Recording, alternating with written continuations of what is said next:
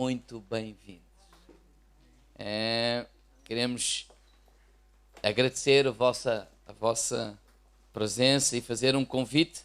Sempre que passarem pela Figueira ou se forem da Figueira, então queremos os convidar a estar connosco todos os domingos, 10 da manhã e sextas-feiras às 21 horas. Lhe garanto que nós somos muito mais bonitos ao vivo e a cores.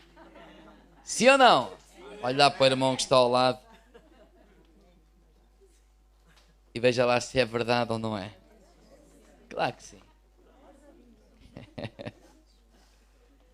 Glória a Deus. Aqui preparar aqui a cábula. Domingo, dia 25 de agosto.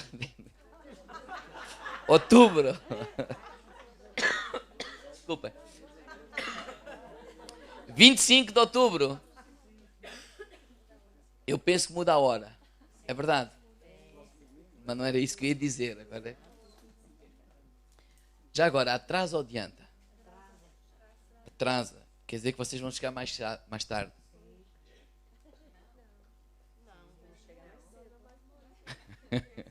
Dormem menos uma hora. Mais? Então não há problema. Não, mas eu quando falei no 25 de outubro não era por causa da hora, pois lembrei-me de repente. Dia 25 de outubro nós vamos ter um convidado. Eu sei que vocês gostam do vosso pastor, sim ou não? Sim. E de todos nós, não é só do pastor, de todos nós cá de casa e de todos nós que cantamos, pregamos, servimos e glória a Deus por isso, é muito bom, não é? Mas dia 25 nós convidamos o pastor Páscoa para nos vir abençoar. Eu estarei cá também com ele, convosco. Ele vai estar aqui de manhã, dia 25, e depois à tarde vai até às Caldas e depois à noite volta para Aveiro. Está bem? Então, transmitem, possamos convidar e lembrar os irmãos. Domingo nós vamos anunciar também, e então é já no outro domingo, no dia 25, está bem? Este próximo domingo nós vamos terminar então esta série sobre os 10 mandamentos, já é o 10º, nunca mais acaba. E depois, dia 25 será o pastor Páscoa. No outro fim de semana, então nós vamos dar início a uma série nova e vamos começar a falar sobre a família, e acreditamos que são princípios que são válidos não só para casais, mas para todos os relacionamentos que nós temos. Mas vamos nos focar na família. Glória a Deus. Gálatas capítulo 5.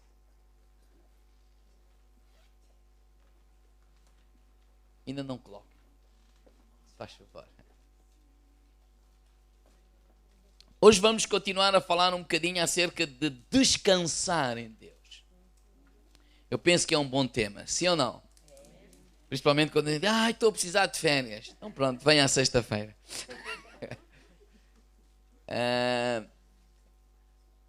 O tema veio ao meu coração.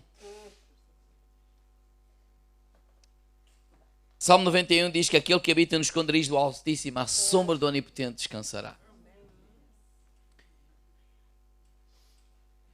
Deus não é o nosso problema. Deus é a nossa solução. Deus não faz parte do problema. Deus faz parte da solução. E por vezes parece que a maneira como, não sei como é que é dizer isto, alguns interpretam a Bíblia, parece que se torna um peso fazer algumas coisas. A semana passada começámos a falar Filipenses 4:6 e falámos de 3 considerações. Não alimentem as vossas preocupações. Faz da oração uma prioridade e tem uma atitude de agradecimento. São 3 considerações que vamos sempre ter em mente. Não alimentar preocupações, além das nossas preocupações da vida. E quando assim acontece, diz que a paz de Deus vai conservar os nossos corações e os nossos sentimentos. Gálatas 5:1, para vivermos no repouso do Senhor ou aprendermos a descansar em Deus, nós precisamos entender o que é a graça de Deus. Eu não vou explicar a totalidade porque eu próprio não entendo essa graça. Então como é que vai falar do que não entende? Vou-me arriscar. É algo que nós não compreendemos na totalidade. Ai, que eu esqueci. Já não temos tempo. Onde é que está a minha esposa?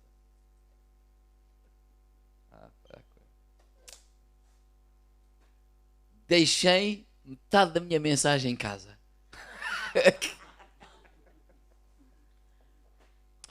Quando lá chegar, eu falo e pronto. Mas, Pedro, podem procurar aí na net matrioscas. E não passa aqui, só para vocês, quando eu pedir. Bem, a mensagem está-se a mesma. Mas lembrei-me agora. Nós precisamos entender de facto, vamos lá, esta graça de Deus. Paulo diz assim em Gálatas 5:1, olha, estáis pois firmes na liberdade com que Cristo vos libertou. E não torneis a meter-vos debaixo do jugo da servidão. Está a dizer, olha, Cristo trouxe liberdade a nós. E a religião, por vezes, quer trazer servidão, escravidão, lei à nossa vida. E Paulo está a dizer assim, olha, não deixem que isso aconteça. Não deixem que vos torneis a meter debaixo do jugo da escravidão. Nós somos ensinados a manter o foco em conquistar. Nós somos exortados a trabalhar e bem, a fazer as coisas, mas por vezes confiando em nós mesmos, em nós próprios. Ou seja, somos instruídos no fazer. E até no mundo cristão, a fazer. Precisamos de fazer. Precisas de fazer mais isto, precisas de fazer mais aquilo, precisas de fazer mais aquilo outro. O mundo próprio nos ensina, quanto mais nós fizermos, quanto mais trabalharmos, quanto mais diligente formos, quanto mais empreendedores formos, mais sucesso nós vamos conquistar. Mas de facto, o verdadeiro cristianismo começa nós entendermos o oposto. Não é o fazer, mas começa quando nós compreendemos o que está feito. Deus quer que nós paremos de tentar adquirir o favor de Deus, a bênção de Deus, através das nossas ações. E sem nos apercebermos, no íntimo, é esta mentalidade que por vezes nós temos. Tens que orar mais. O pastor está a dizer que não precisa de orar. Não. Tens que jejuar. Tens de consagrar mais. E todas estas expressões são ditas quando? Principalmente quando nós estamos a enfrentar adversidades. E a ênfase está no quê? No fazer. A ênfase está onde? No fazer mais. Ou seja, se eu fizer mais isto ou mais aquilo, eu vou conseguir. Essa é a ênfase. Mas Jesus na cruz do Calvário, em João capítulo 19, versículo 30, depois de ele estar lá naquela cruz e antes de morrer, ele diz, está consumado. Por outras palavras, ele está a dizer assim, está feito. O que Jesus disse naquela cruz é que tudo o que precisava de ser feito, digo ao irmão lá, foi feito. Não há nada que eu e tu possamos fazer para acrescentar à obra redentora de Jesus Cristo. Nós não podemos acrescentar nada. Nós não podemos fazer nada para melhorar o que Jesus já fez, porque o que Ele fez está perfeito, está bem feito, está concluído. Qualquer coisa que eu e vocês queiramos fazer, vamos estragar. É como que o puzzle está montado, o boneco está feito, a tela está pintada, qualquer acrescente, meu e teu, vamos estragar a obra que Jesus já fez. Cristo já lutou por nós, para que nós não tenhamos que lutar hoje. E aprendamos a viver descansando naquilo que Ele já fez. Graça é receber de facto algo que não merecemos, mas que Ele já fez. E eu não estou a defender uma vida de passividade ou de preguiça. Eu não estou a defender uma vida de não trabalhar, de não estudar, de ser negligente, nada disso. Alguém anda na escola, o que é que tem que fazer? Estudar, preparar-se, fazer o que está ao seu alcance, mas a nossa fé não está baseada naquilo que eu estou a fazer, mas naquilo que Cristo já fez por mim. Mas quando nós estamos a dizer tu tens que orar mais, nem toda a gente, mas algumas pessoas, no íntimo aquilo que estão a pensar é que se tu fizeres, tu vais chegar lá. Se não fizeres, tu não vais chegar lá. No fundo, sem nós nos apercebermos, a ênfase está em nós.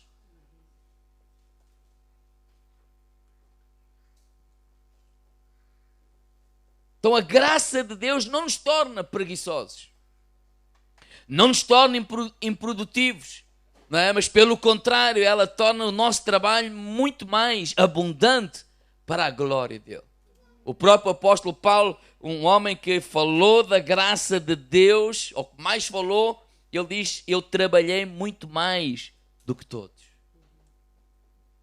Onde eu estou a querer chegar é que nós não vamos colocar a nossa fé, a nossa esperança, na nosso talento, naquilo que eu estou a fazer, mas naquilo que Cristo já fez por mim na cruz. Ou seja, tudo o que eu necessito hoje, digo ao irmão lá, Jesus Cristo já conquistou na cruz. A nossa parte é crer nessa obra perfeita. E é essa que é a dificuldade. Mas eu não preciso fazer nada. Preciso apenas descansar na obra que Ele já fez. Quanto mais nós entendermos essa graça, mais nós vamos descansar, mais nós vamos desfrutar de tudo aquilo que Jesus Cristo já conquistou na cruz do Calvário por cada um de nós. Ou seja, para vivermos no descanso do Senhor, nós precisamos entender, primeiro, por exemplo, precisamos entender que vivemos debaixo da proteção de Deus. Diga, irmão lá, Deus é o nosso protetor. Salmo 46:1, Deus é o nosso refúgio, fortaleza, socorro, bem presente na angústia. Há um Deus que nos protege.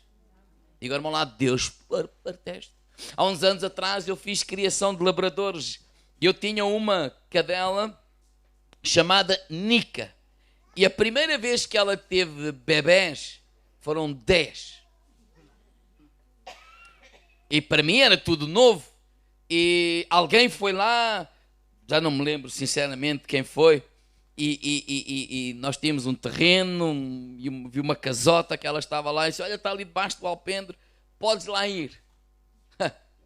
E ela tinha, assim, os cãezinhos tinham 3 dias.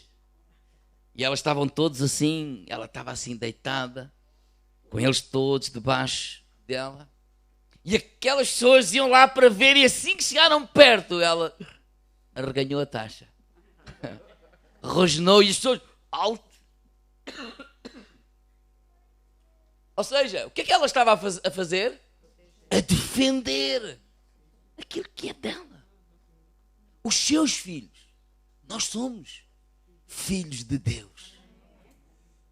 Entender a graça de Deus é entender que Ele é o nosso protetor, Ele é aquele que nos defende. Há tanta gente que às vezes está preocupada em lutar contra o diabo, pastor. Temos de fazer guerra espiritual e torna-se uma canseira.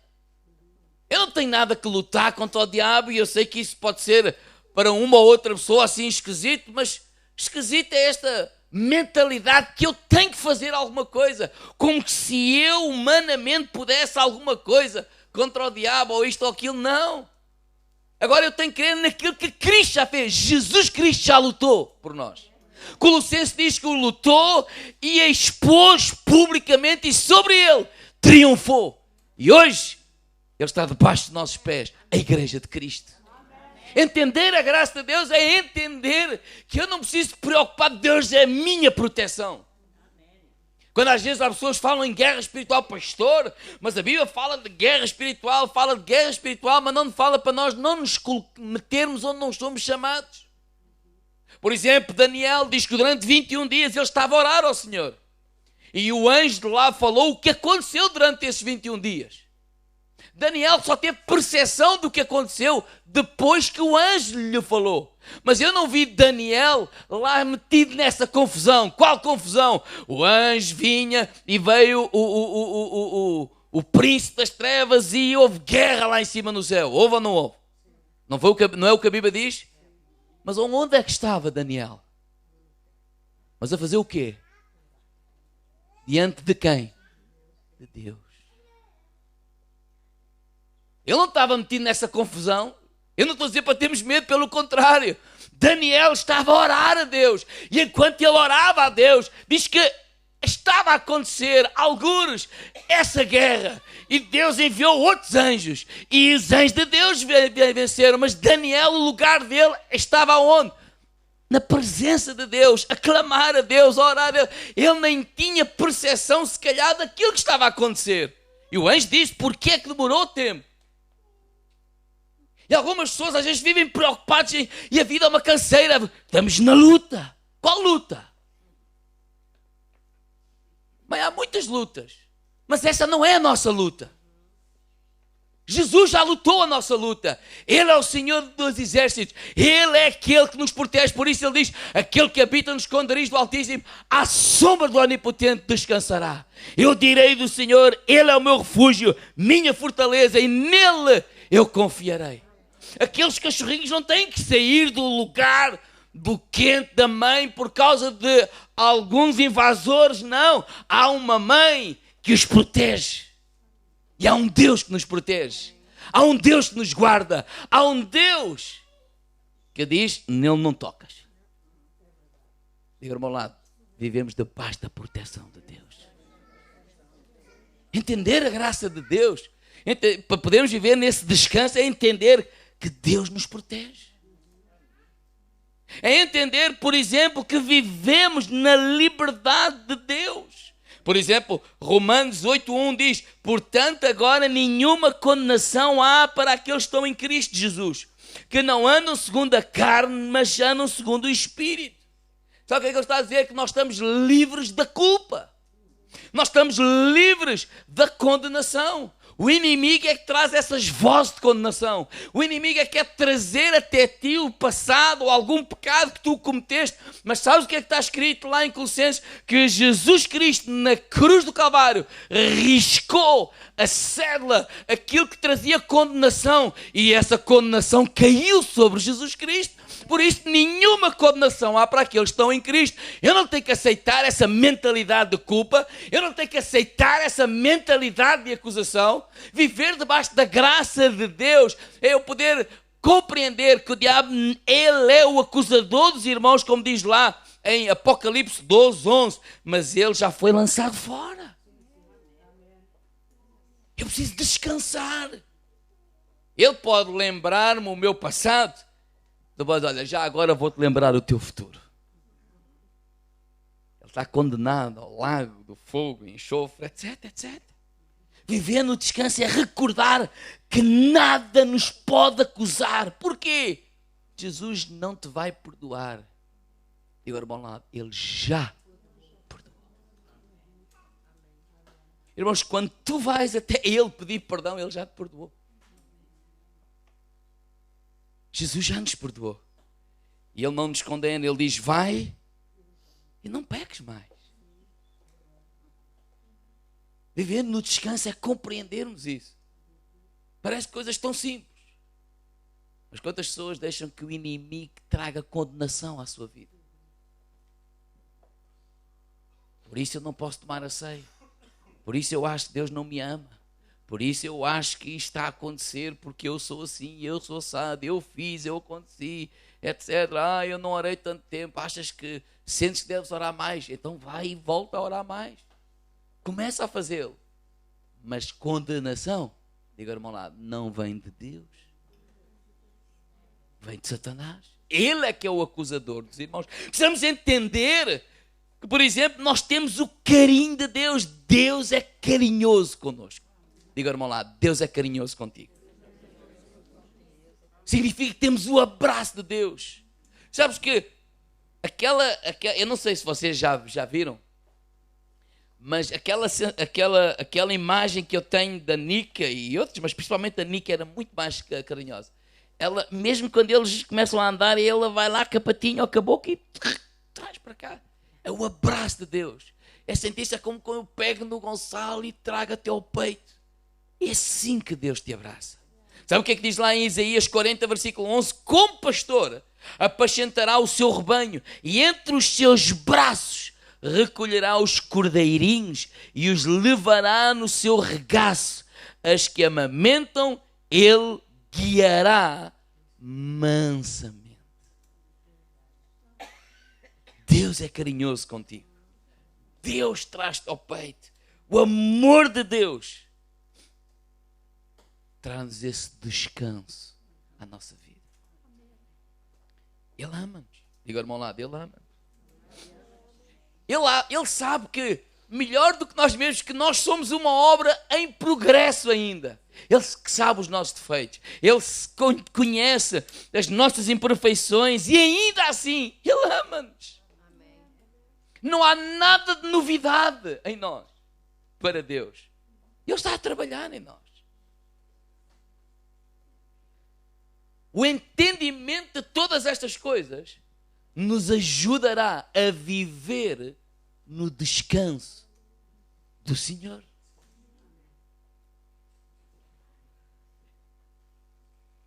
Deus ama-nos de uma forma extravagante. Diga ao irmão lá, Deus ama-te de uma forma extravagante. Você sabe o que é que significa a palavra extravagante? Nós diríamos assim, está a estragar o menino. Eu já disse isso. Há coisas que se faz, é só está a estragar o menino. É verdade ou não é? Quem é que já teve essa expressão? Diga assim, é assim que Deus te ama. Deus ama-te. A Bíblia diz que, Zacarias 2,8, que nós somos a menina dos seus olhos. Por isso é que eu não entendo como é que alguém tem medo quando o diabo pensar fazer sequer alguma coisa que tem a ver com Deus. Quando eu digo que Ele ama-nos de uma forma extravagante, eu estava a pensar, por exemplo, não vamos ler, vou só citar algumas coisas que eu acho interessante na parábola do filho pródigo. O rapaz desperdiçou, bem, já estou a começar no meio, mas pediu o que não tinha que pedir, usufruiu da herança no tempo que não tinha que usufruir, estragou, perdeu tudo, quer dizer, desperdiçou a casa do pai, a comunhão com o pai, vai viver sozinho, desperdiça a fortuna, estraga tudo. Aos nossos olhos este rapazinho só fez disparate. Aos nossos e de qualquer um. Aos nossos olhos este rapazinho precisava de uma boa lição para ver se entra no lugar. E quando ele se vê sem nada, há um pensamento que vem àquela cabecinha ou àquele coração, foi: o meu pai tem tantos empregados, tantos jornaleiros, que não passam fome e eu estou aqui a passar fome. Então passou-lhe pela cabeça, ocorreu-lhe, passou-lhe pela cabeça o quê? Ele ir até a casa do pai e propor, pelo menos, ele ser um empregado do pai. Porque pelo menos não passava fome, que era a experiência que ele estava a viver. E diz que ele voltou. A primeira coisa que eu acho que é um amor extravagante, porquê? É que diz que antes de ele chegar ao pai, diz que o pai o viu ao longe e correu para ele.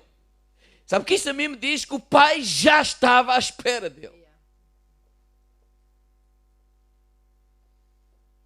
O pai não foi apanhado despercebido. O pai não foi apanhado, epá, quem será? Bateram à porta. E és tu. Eu bem sabia que tu voltavas. Não. Antes de ele chegar lá, diz que o pai correu para ele. E é interessante. Porque o pai podia ter esperado, mas não esperou. E não esperou porquê? Porque ele correu. Também naquela altura não era normal os homens correrem. Porquê? Porque usavam saias, tinham que puxar a túnica para cima e descobria as pernas. E isso era vergonhoso. Não o fariam muitas vezes, mas ele fez. E fez isso porquê? Porque naquele tempo, quando um filho de um judeu perdia a sua herança entre os gentios e regressava à casa, a comunidade onde ele vivia fazia uma cerimónia que oficialmente o rejeitava e por completo esse filho. É como tu foste uma vergonha não só para os teus pais, para a família, para toda a comunidade, e ele era rejeitado. É como que a comunidade cortava o relacionamento com aquele filho e ele jamais tinha hipótese de voltar. E quando o pai corre, é como sair da comunidade e vai até lá onde ele está e buscá-lo. É para impedir que essa vergonha e essa rejeição e essa humilhação caia sobre o seu filho. Ele próprio assume essa humilhação. Ele próprio assume tudo isso. Ou seja, ele é o meu filho. E o traz de novo com ele. O que ele está a dizer à comunidade é que não quer que ninguém o rejeite, porque ele faz parte da minha família. Ele é meu. É um amor extravagante, porque em segundo lugar, sabe o que é que eu vejo? Eu vejo que ele lançou-se ao seu pescoço e o beijou.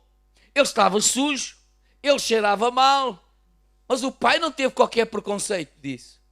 Porque é que ele estava sujo e cheirava mal? Ele acaba de vir de estar no meio dos porcos, de comer a própria comida dos porcos. Foi assim que ele veio. O pai não teve qualquer preconceito em relação ao estado do filho. E abraçou, e amou. É assim que Deus te abraça. É assim que Deus recebe. É a bondade de Deus, isto fica para uma outra lição. É a bondade de Deus que leva ao arrependimento. Às vezes as pessoas querem a lei e às vezes na igreja queres fazer o oposto. Primeiro as pessoas se arrependem e depois nós demonstramos a bondade. Não, nós vemos pela palavra de Deus o contrário. A bondade de Deus é que leva ao arrependimento. Foi a bondade de Jesus para com Zaqueu que levou Zaqueu ao arrependimento. Foi a bondade de Jesus para com aquela mulher apanhada a adulterar que levou ao arrependimento daquela mulher. Ou seja, vê-se em conta que em primeiro lugar é a bondade de Deus que traz as pessoas ao arrependimento. E é isso que como igreja nós temos que fazer.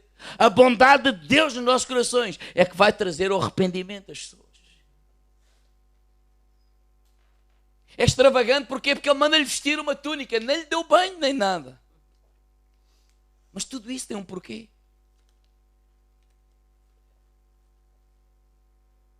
A roupa naquela época significava muito mais do que um vestuário. A roupa identificava as pessoas.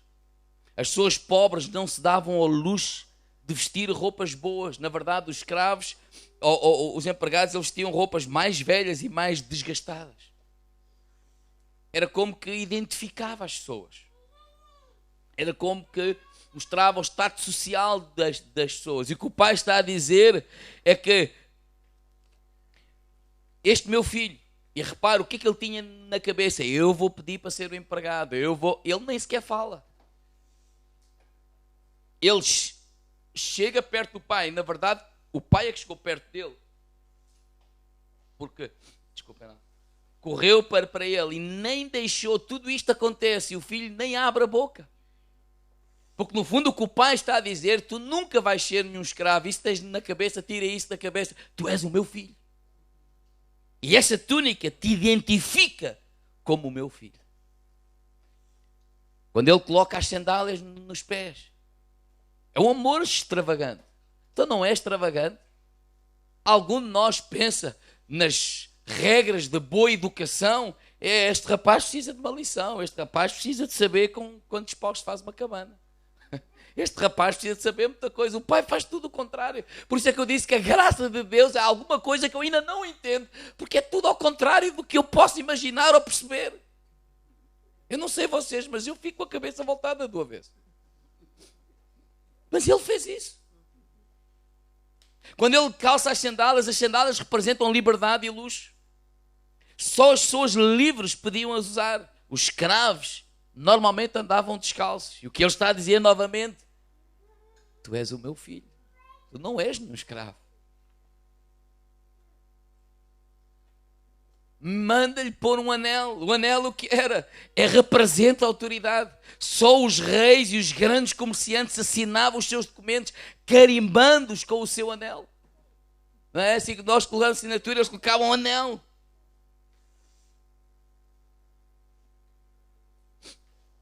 Por isso lá no tempo do rei Dário, quando Daniel vai para a cova dos leões, ele assinou um decreto, colocou lá o seu anel, depois já não podia ser revogado.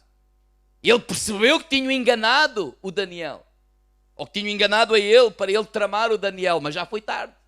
Então era como uma assinatura. E agora repare se isto não é um amor extravagante.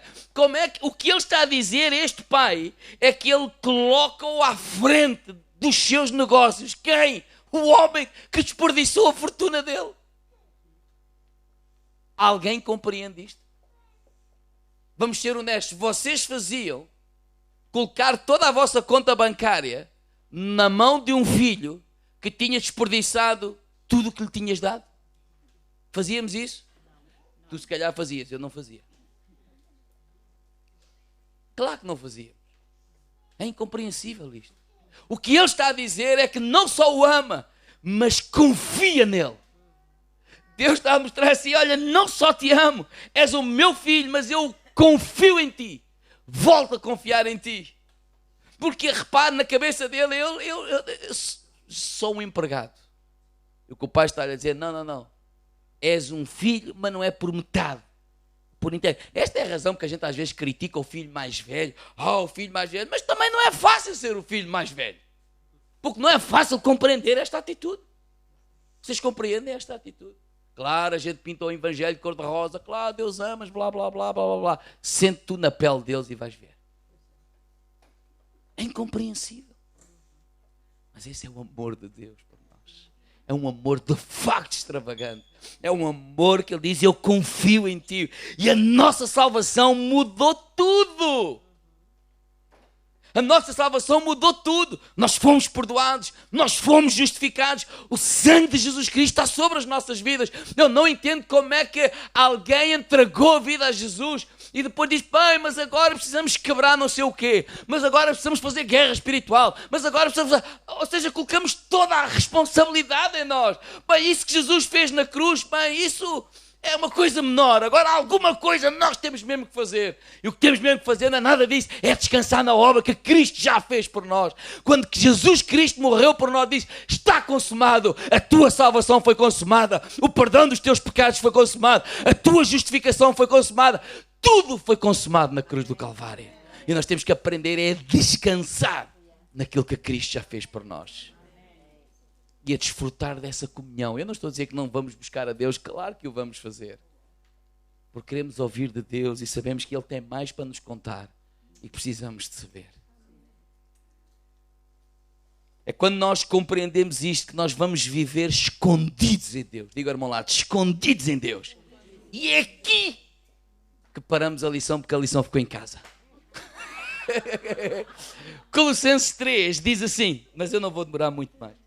Colossenses 3:3 diz assim: porque já estáis mortos e a vossa vida está escondida com Cristo em Deus. E eu tenho uma cunhada, e agora não me lembro qual é o país.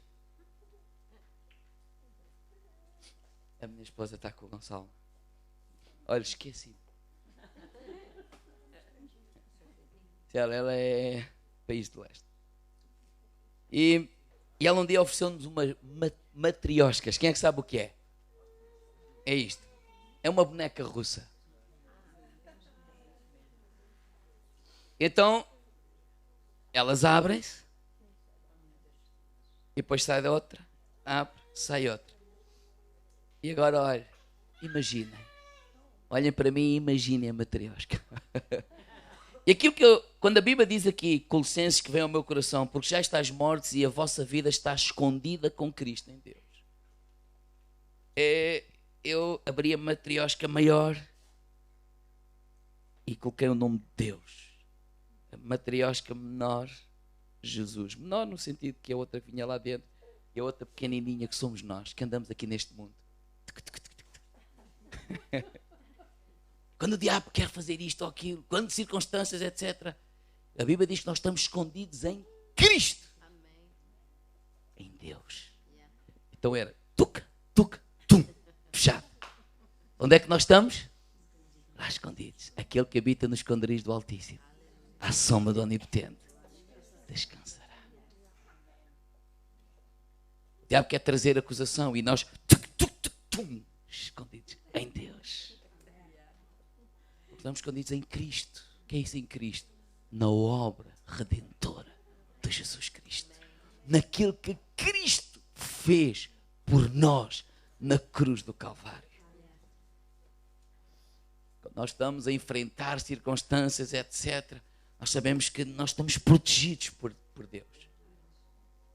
E esta mentalidade não vai deixar que eu acrescente mais preocupação à minha vida por causa daquilo que eu estou a viver.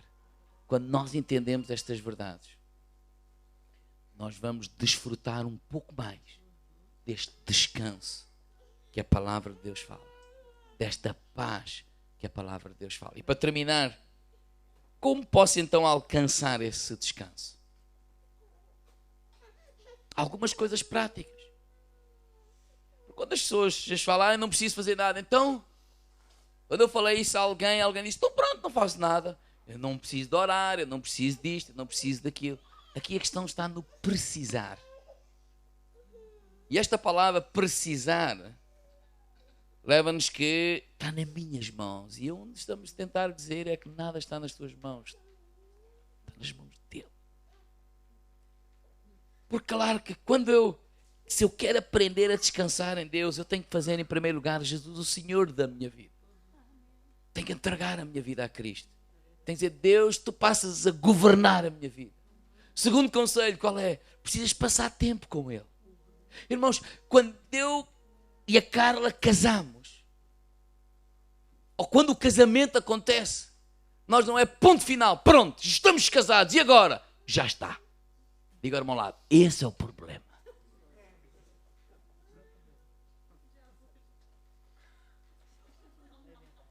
O quê? O problema é o casamento? Não. O problema é esta mentalidade. Já está. Não está nada. Está um início. E esse início desse novo relacionamento, esse relacionamento tem que ser regado. Tem que ser cuidado. Tem que ser cultivado. Tem que... O que é que eu posso dizer mais?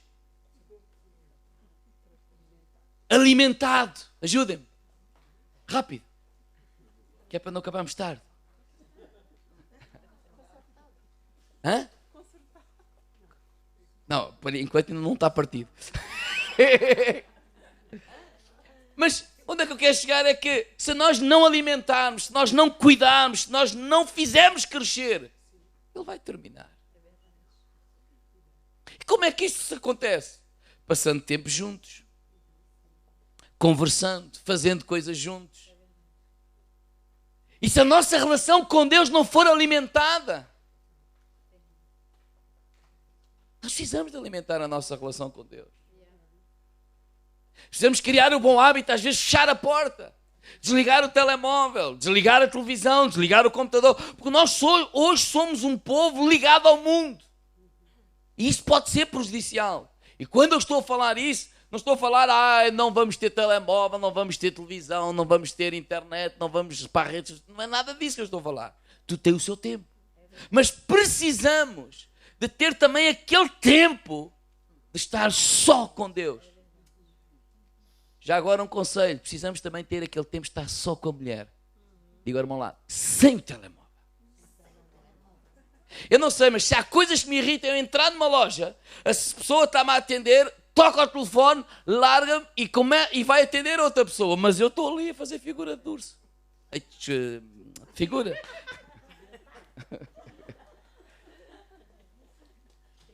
E se a outra pessoa pede isto, pede aquilo, pede aquilo outro. Eu já trabalhei num cartório. Os meus colegas faziam isso. Eu, quando atendia o telefone, dizia: primeiro, desculpe, vou atender as que estão aqui. Porque senão torna-se um hábito. A gente vai para o telefone que eles resolvem mais rápido. E os outros estão lá e ficam à espera. Mas pronto, isso não interessa. O que interessa agora é como é que a gente tem que alimentar a relação com a esposa. Então é sem o telemóvel, às vezes, sem isto e aquilo, sem estar ligado com o mundo. Agora é com ela. Ou com os filhos. É para estar com eles. Vocês desafiar, isto não era para dizer hoje, mas desafiar a família a estar uma noite sem televisão. Só uma por semana, também não é pedir mundo. Mas se a gente sabe fazer qualquer coisa. Infelizmente, pode haver alguém que não sabe fazer. O que é que vamos fazer? Não há televisão, não há internet, o que é que vamos fazer? O que melhor que há de fazer? Conversar, conviver, brincar, jogar, faça o que quiserem. Obrigado pelo vosso entusiasmo. E com Deus, que é isso que estamos a falar. Como é que eu quero alimentar a minha relação com Deus se eu nunca fecho a porta? Se eu nunca desligo o mundo? Se eu nunca desligo as luzes do mundo, as luzes do exterior? Se eu nunca desligo o telefone? Se eu nunca desligo o computador? Se eu estou... Eu preciso estar ligado. Quando digo ligado é no sentido de... Eu preciso de ouvir Deus. Quando eu vou buscar a Deus, não é para fazer mais isto, mais aquilo, porque eu vou conseguir. Não, é porque eu reconheço mesmo que eu em mim mesmo eu não consigo. Mas Ele é que me vai dar as instruções, Ele é que me vai fortalecer, Ele é que vai me alimentar, Ele é que vai enxugar as minhas lágrimas, Ele é que vai levantar os meus braços, Ele é que vai fortalecer as minhas pernas. Ele é o Senhor da minha vida. Mas eu preciso ter tempo para fazer isso. E eu não estou a dizer isto para dizer assim, temos que orar 1 hora por dia. Começa nem que seja com 1 minuto. Começa, faz qualquer coisa, mas tenta desligar-te um bocadinho e alimentar essa relação com Deus. Lê as suas cartas. A Bíblia não é a história da carochinha. A Bíblia é a carta. Faz lembrar aquele casal, deixa cá ver as horas, bolas. Aquele casal, mais 2 minutos. Aquele casal que ele foi para, começaram a namorar, entretanto ele foi para o ultramar e ela ficou cá. Então ele, todas as semanas, antes de ir, ele prometeu-lhe amor. Quando eu vier, nós vamos casar, amor eterno e tal. Não vamos... E aguentaram aquela relação durante 3 anos. E durante 3 anos, todo o santo dia, aquele homem à noite escrevia uma carta e enviava à sua amada. E quando chegou cá, então foi logo ter com ela e conversaram. Olha, então, recebeste as minhas cartas? Sim. Estão ali todas. Então, o que é que achas? Não as li, eu guardei para não estragar. E é assim que muita gente faz. Guarda a Bíblia religiosamente para não estragar. Mas a Bíblia, as cartas, é as cartas de Deus para nós, para a sua igreja. Quem é a sua igreja? Somos nós. A tua Bíblia não é para estar ali a dizer a mais bonita, a mais feia. Não, a Bíblia é para... É Deus a falar para nós. Ai, Deus nunca me fala. Se calhar nunca abriste a Bíblia. Se abris a Bíblia, Deus fala. O que estavas a falar é ouvir vozes.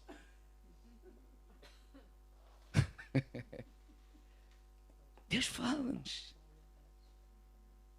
Que o tempo de louvor e de nós cantarmos não seja só apenas... O Paulo aqui ajuda-nos.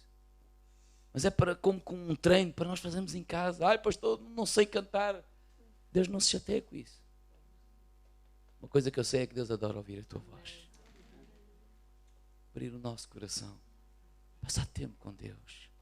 E aprendermos a desfrutar da presença de Deus. Que é na presença de Deus que Ele nos fortalece. Que Ele nos fala. E que vamos desfrutar desse descanso. Apesar da turbulência da vida, das circunstâncias, da adversidade, muita coisa. Ele vai trazer essa paz que excede todo entendimento aos nossos corações. O outro conselho, o grupo pode vir até aqui, que eu daria era: convive com a família de Deus. Isso vai te trazer descanso. É importante vires às sextas, aos domingos, estar com a família de Deus.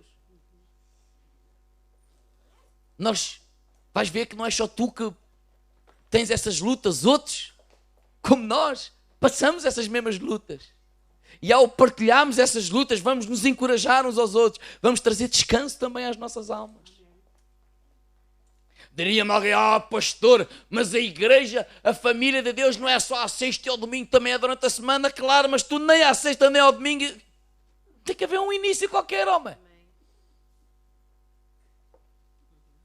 Às vezes as pessoas estão a dizer o quê? Para criticar, para não virmos ao culto. Isso é o mínimo. Nós vimos só aqui religiosamente. Nós nos amamos. Nós às vezes começamos um pouco mais tarde. Não é só indisciplina. Nós dizemos, indisciplina. Não, as pessoas gostam de conversar. As pessoas gostam. A gente já não se vê há tanto tempo. Eu fui só um domingo fora. Vocês podem acreditar ou não, podem pensar, é conversa de pastor para a gente ficar contente, pensem o que quiserem, eu digo a mesma. Mas eu fiquei com saudades vossas. É a minha casa. Eu estou mais tempo convosco do que as pessoas da minha família.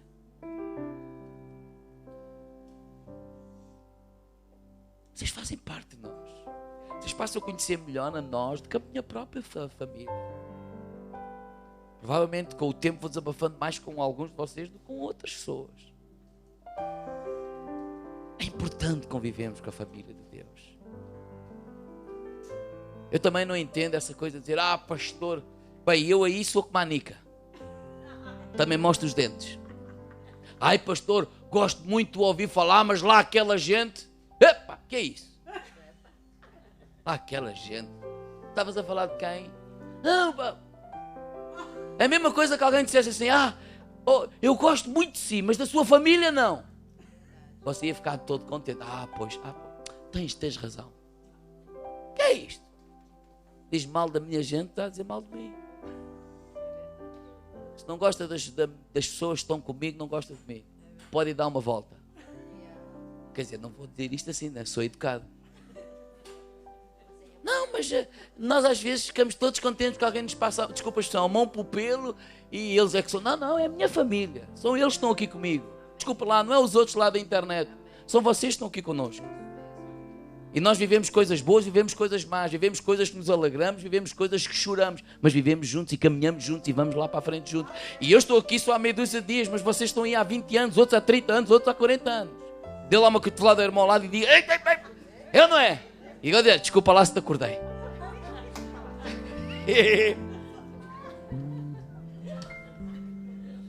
Mas eu não é? Quando nós devíamos ser assim um pouco mais assertivos, somos um pouco temerosos, é para não parecer mal. Não, essa pessoa tem que perceber mesmo que tu amas a Deus e amas o povo de Deus e amas a tua igreja, amas o teu pastor, amas os teus irmãos e conheces os defeitos deles. Claro que conheço, eu também conheço os defeitos dos meus filhos, mas eu amo-os. Da minha esposa, mas eu amo. Não é por causa disso que eu os deixo de amar, nem os vou desproteger, nem vou desnudar aí fora. Pelo contrário. Não estás a ver. Eu estou a ver muito bem. Tu é que não estás a querer ver. É mentira o que eu estou a dizer? Claro que é verdade. Somos nós que temos que nos proteger. Porque esta é a verdade. Quem está connosco não é as pessoas da internet. E quando estou a dizer isto, não quero desvalorizar a internet. Não estou a falar disto. Estou a falar de um pastor ou disto ou daquilo. Pastor, eu ouço muito o A, o B, o C. É verdade. Mas quem vai lá ao hospital não há o B, o C, sou eu. Quando há problemas, não é o A, o B, o C que vão telefonar. É a mim. E eu é vocês. Como é que eu não vou valorizar isso? Eu não estou a desvalorizar a internet. Eu não estou a desvalorizar vocês que estão a ouvir a palavra de Deus. Eu estou a valorizar nós que estamos aqui juntos. Valorizar a família, valorizar a comunhão, valorizar a caminhada juntos. Sorrimos, choramos. Isto é família. É ou não é? Pronto. Já me entusiasmei, é melhor terminar. E por último ia só dizer, e vou obedecer ao Senhor. Irmãos, não há nada que cause mais tensão numa família que é a desobediência. É ou não é? Não há nada que cause mais tensão no nosso relacionamento com Deus que é a nossa desobediência a Deus. Queremos desfrutar da paz de Deus, vamos obedecer a Deus. João 10:27. As minhas ovelhas ouvem a minha voz, eu conheço-as e elas me seguem. Tiago 1:22. E sede cumpridores da palavra e não somente ouvintes, enganando-nos com falsos discursos. E Lucas 6:46. Porque me chamais Senhor, Senhor, e não fazeis aquilo que eu vos digo. Amém? Então todos estes pequenos conselhos vão nos ajudar a desfrutar dessa paz de Deus, desse descanso de Deus. E há coisas que às vezes nós vamos a brincar, outras eu sei que vocês riem porque sabem que é verdade, mas vamos levar isso a sério. Eu levo muito a sério. Não pensem que eu estou a brincar, a falar só para vocês me gostarem de ouvir. Eu protejo, porque eu amo. Eu ia dizer aquilo que é meu. Não é meu, mas é meu. É meu para cuidar, não é meu para possuir, mas é meu. Quando eu digo vocês são meus, é para cuidar. Nós cuidamos uns dos outros. No fundo é isso que acontece, isso é que é vida. Amém? Vamos ficar de pé.